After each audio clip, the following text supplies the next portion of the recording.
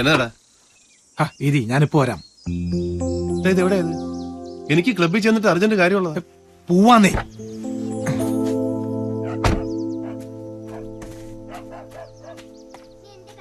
പെങ്ങളെ ബൈജു എന്തിയേ? ആ കാലത്തെ പോയായിരുന്നു. കാലത്താ? അവന്റെ പരോള് തീർന്ന നാളല്ലയോ? ആ എനിക്കറിയാൻ മേല. പോയി.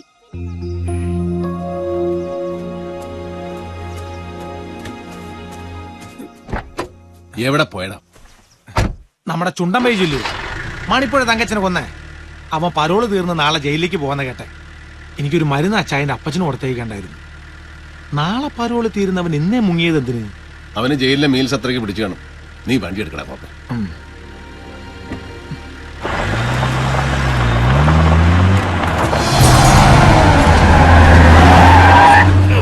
ആരുടെ തന്തയ്ക്ക് വായുവിളി വാങ്ങിച്ചിട്ട് വേണം പരനാറി? ഗ്ലാസ് പൊക്കി വെച്ച് ചീത്ത വിളിച്ചിട്ട് ആര് കേൾക്കാനടാ? അവന്റെ വണ്ടിയാ, MC പോളിന്റെ മകൻ ബെന്നീടെ. ഇച്ചിരി മുറ്റുകൂടലാ ചെറുക്കിന്. കോട്ടയം മെഡിക്കൽ കോളേജിലെ ഒരു പൂർവ്വ വിദ്യാർത്ഥി എന്നുള്ള നിലയിൽ മാത്രമല്ല, ഒരു രാഷ്ട്രീയ പ്രവർത്തകൻ എന്നുള്ള നിലയിലും കോളേജുമായി ബന്ധപ്പെട്ട പല കാര്യങ്ങളിലും ഞാൻ ബന്ധപ്പെടാറുണ്ട്. അതല്ലെങ്കിൽ കോളേജ് അധികൃതർ എന്നെ ക്ഷണിക്കാറുണ്ട്. ഇപ്പൊ അവരുടെ ക്ഷണം സ്വീകരിച്ച് അവിടെ ചെല്ലുമ്പോഴൊക്കെ ആൺ പെൺ ഭേദമില്ലാതെ അവിടുത്തെ വിദ്യാർത്ഥികളുമായി എനിക്ക് ഇടപെടേണ്ടി വന്നിട്ടുണ്ട്. നിങ്ങൾ ഈ പറയുന്ന അർച്ചന ശങ്കർ എന്ന പെൺകുട്ടിയെയും ഞാൻ അവിടെ വെച്ച് കണ്ടു കാണും. അനവധി പെൺകുട്ടികളിൽ ഒരാൾ, അതിനും അപ്പുറത്തേക്കുള്ള പരിചയം?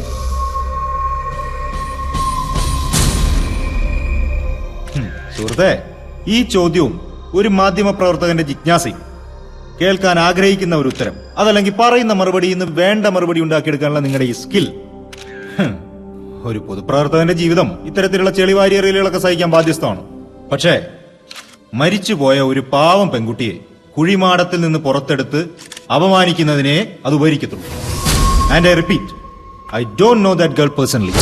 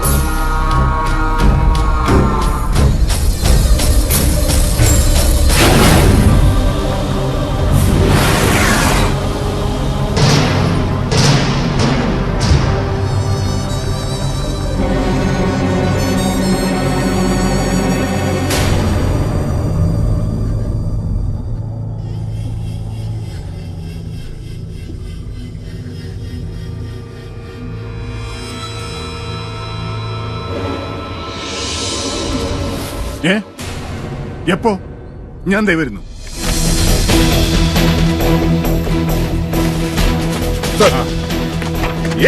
Follow me. സർ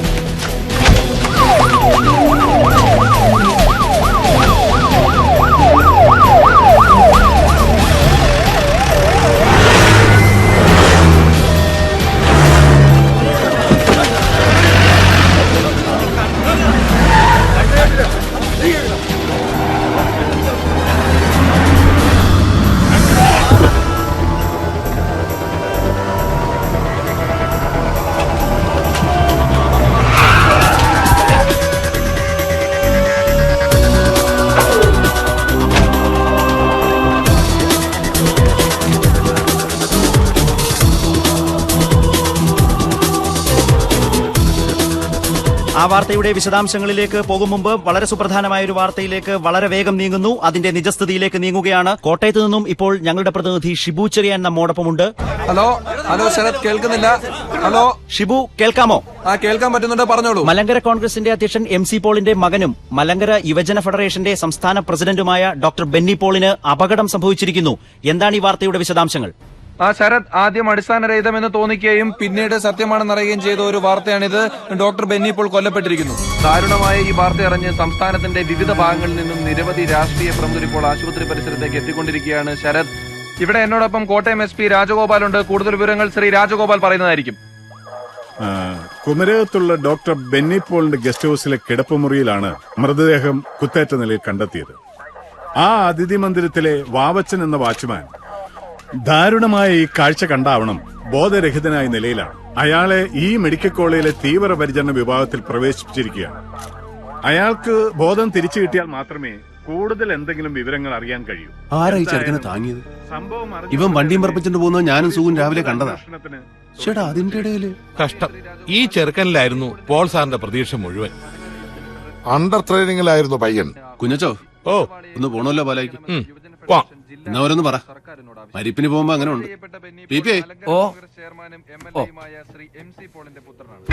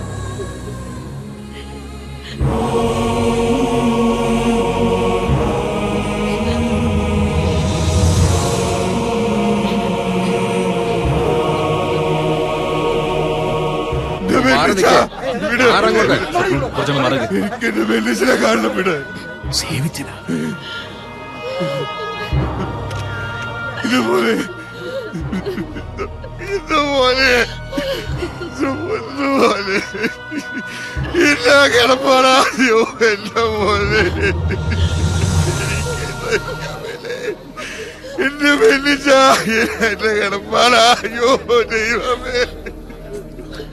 അപ്പുറത്തോട്ടെങ്ങാനും പിടിച്ചോണ്ട് പോവർഗീസേ. അയ്യോ, എനിക്ക് സഹിക്കാൻ മേലെ. അയ്യോ, എനിക്ക് വയ്യ. എന്റെ കർത്താവേ, എന്റെ മോൻ കിടക്കണ. അയ്യോ, എനിക്ക് വയ്യേ. അയ്യോ, എന്റെ പോലെ.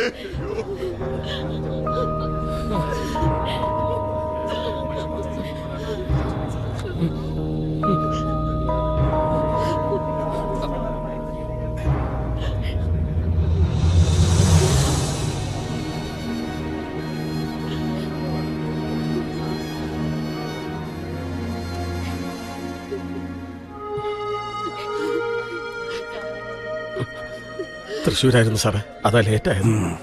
ഇരിക്ക.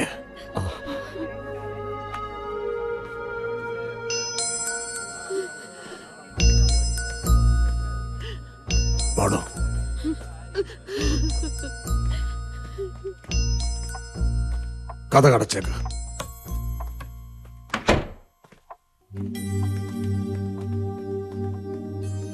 ദാ അത് തുറന്നൊരു ഡ്രിങ്ക് എടുത്തതാ, വിസ്കി.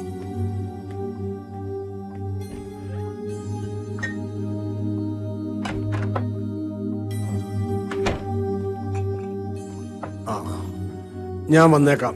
താൻ കഥകിന്റെ പുറത്ത് കാണണം. ഉവ്വ.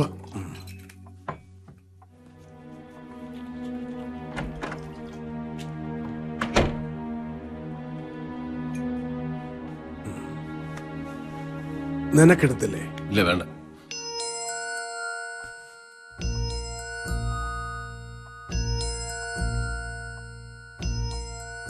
ഈ കിട്ടിയത് പാപത്തിന്റെ ശമ്പളമാണല്ലേ. അത്ര വലിയ പാപമൊന്നും ഞാൻ ജീവിതത്തിൽ ചെയ്തിട്ടില്ല. എക്സിസ്റ്റൻസിന് വേണ്ടി ഏത് പൊളിറ്റീഷ്യനും കളിക്കുന്ന ചില ഗെയിംസ്, ചില ക്രൂക്കഡ് മൂവ്സ്, അത്രയൊക്കെ ഉണ്ടായിട്ടുള്ളൂ.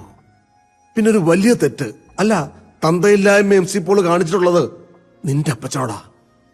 അയാളെ രക്ഷിക്കാൻ വേണ്ടി ഞാൻ കോടതി വിറ്റ്നസ് ആയിട്ട് പോയില്ല എന്നുള്ളതാ. ചെയ്തതിന്റെ തൂക്കത്തിലാവില്ലല്ലോ ശിക്ഷ. കർത്താവ് തമ്പുരാന്റെ കോടതിയിൽ ഇങ്ങനെ ആയിരിക്കും തീർപ്പ്.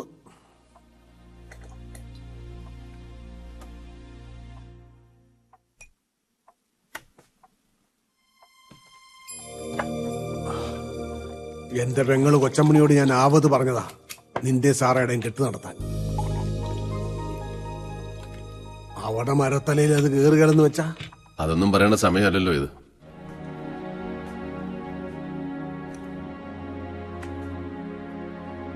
ബെന്നി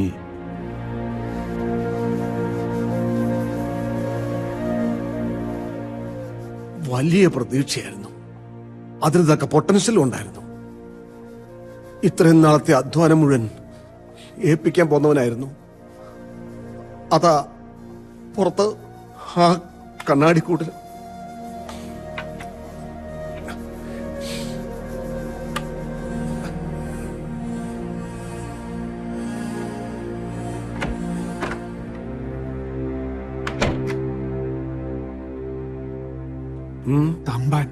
തമ്പാൻ ജോസഫ്.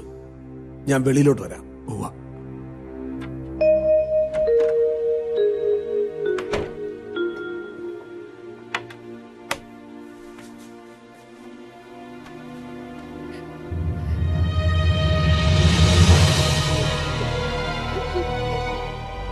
പ്രോത്സാഹനത്തുണ്ട്.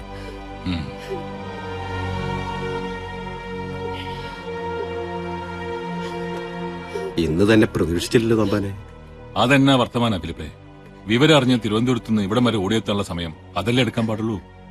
ഗ്രൂപ്പ് വേറെ, പാർട്ടി വേറെ, അതൊക്കെ അങ്ങനെ കിടക്കും. എന്റെ രാഷ്ട്രീയ ഗുരുനാഥൻ പോൾസാർ തന്നെ, അത് മാറുമോ?